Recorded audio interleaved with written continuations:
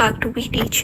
So today we are going to start with English guest paper, and this is specifically focused for federal board because we are focusing on SLO based more. So class 10th का guest paper हम करते हैं. इधर हम important points include हैं जो वो पढ़ेंगे. इसमें कॉम्प्रिहेंसिव चैप्टर्स आ जाएंगे जिनकी कॉम्प्रिहेंशन एक्सपेक्टेड है आने को. इसमें आपको हम बताएंगे कि समरी कैसे लिखनी है, टाइटल लाजमी है या नहीं. आगे हमारे पास पोइम है जिसमें पैराफ्रेजिंग होगी.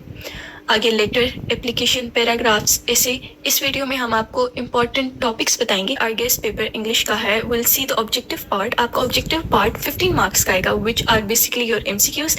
इसमें जो हमारे पास MCQs कौन कौन से आ सकते हैं वो है हमारे पास क्लॉजेस एंड उसके टाइप्स होंगे, फ्रेजेस एंड उसकी टाइप्स. अब देखिए, आप अगर ये ही जो मैंने आपको दिया मैंने एक चार्ट, इसी चार्ट का आप ग्रामर कर लेना, आपके फुल मार्क्स आ सकते हैं. अब independent clause, dependent clause, dependent में आ जाएंगे noun, adverb and adjective clause. Then coming up to the phrases and types. इसमें आपके पास है noun phrase, adjective phrase, verb, prepositional and adverb phrase. Coming up to the sentence structure with types. ये होते हैं 4 टाइप की: simple, compound, complex and compound complex. इसके आगे एक डिटेल वीडियो आएगी जिसमें आपको very easy and very important.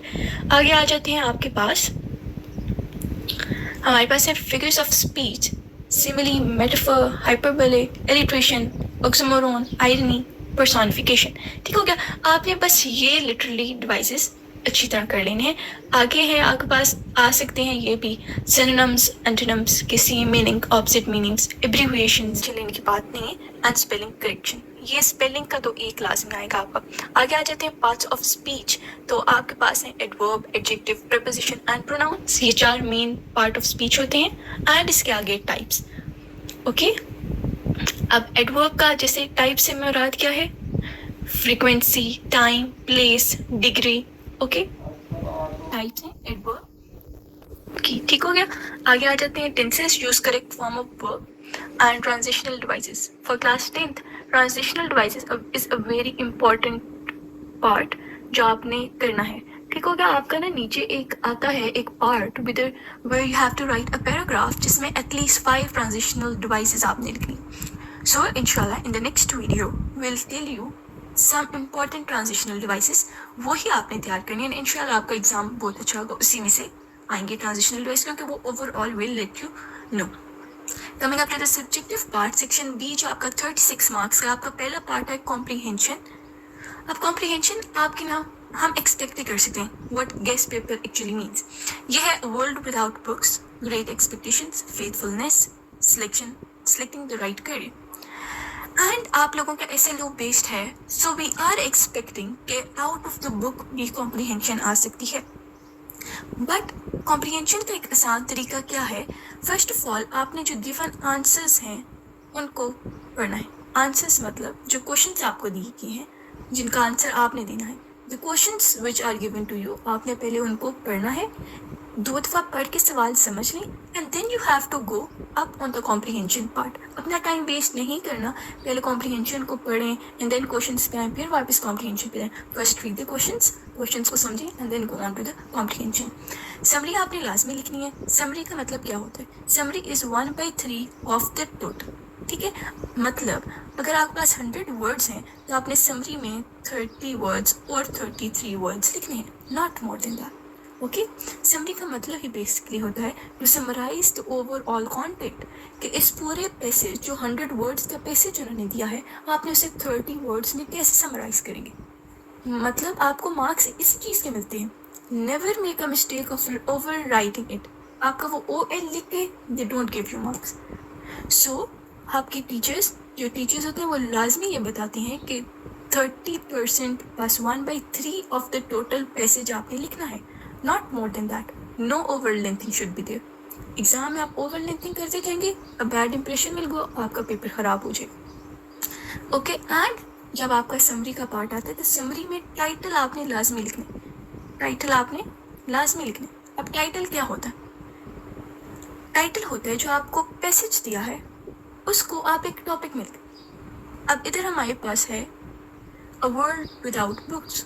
आपको उन्होंने एक पैसेज दे दिया है तो आप लिख सकते हैं life is boring without books, life is colourless without books. ठीक हो गया. आपने इसी तरह ही यूजिंग सिनोनिम्स, तीन लफ्ज का एक टॉपिक आपने लिख देना है। Is it clear? तो इस तरह title is very important with summary. नीचे आपके पास 5 क्वेश्चन, आपके पास क्वेश्चन होंगे, उसमें से आपको चॉइस दी है, but summary is very important. आगे आ जाते हैं हम paraphrase the following important points. आपके पास ये दो पॉइंट्स की पॉइंट्स हैं, आपने इनको लाजमी कर लेना है। बहुत डेप्थ में आप इनको एक दफ़ा स्टडी कर लें। ईच वर्ड का आप सिनोनिम अपनी बुक पे लिखें एंड डू ट्वाइस रीडिंग, ताकि वो आपके दिमाग में सेट हो जाए। Because till the time you do not know the meanings of the poem या what is the poet conveying to you, you can't give the answers. तो आपने द आंसर्स जो आपको कॉम्प्रिहेंशन के हैं बुक के एंड पे वो पढ़ें, फिर आप पोएम को एक अच्छी तरह थॉरो रीड दें, एंड देन आपका ये पार्ट तो full marks is that this part is very easy. आगे क्वेश्चन आंसर ज़्यादा जाएंगे, ट्राई अगेन के आपको पोइम दी होगी और नीचे क्वेश्चंस भी दिए होंगे, तो आप इजीली सॉल्व कर लेंगे। आगे आ जाते हैं हम fill in the question 4, they are saying fill in the blanks with the appropriate auxiliary verbs as per direction in the brackets any 4। अब ये आपको क्या कह रहे हैं, आपको fill in the blanks दिए होंगे और word bank दिया होगा जहाँ आप auxiliary words दिए होंगे। देखो एक word bank में auxiliary words होंगे, नीचे आपको fill in the blank होगा, तो आपने इनमें से appropriate जगह आपने डाल देना है अपना auxiliary verb। तो अब इसको तैयार करने का क्या तरीका है, ये तो सबको पता होता है। So we'll tell you a proper way. इसको तैयार करने का सबसे इंपॉर्टेंट तरीका क्या है कि जनरल ऑक्सिलरी वर्ब्स को आप पढ़ लें एक दफ़ा along with their meanings. If you don't have those तो हम आपको पढ़ें। एंड क्वेश्चन 4 में है part B, rewrite the sentence with adverb form of the underline word. जो वर्ड अंडरलाइन है उसका आपने एडवर्ब का फॉर्म लिखना है। ठीक हो गया, कोई भी 4 आपने करने हैं। अब हम नोट पढ़ लेते हैं नीचे, prepare adverb with types because question would be there in an objective and 4 marks question will also be there in an subjective। तो ये आपको हमने पहले इन द स्टार्ट बताया हुआ है कि आपने एडवर्ब्स की टाइप्स करनी है। तो मैंने आपको स्टार्टिंग में टाइप्स का जिक्र भी किया था, उनके नाम लेके आपको मेंशन किया था। सो ये वही चीज़ है। आगे आ जाते हैं चेंज द नरेशन।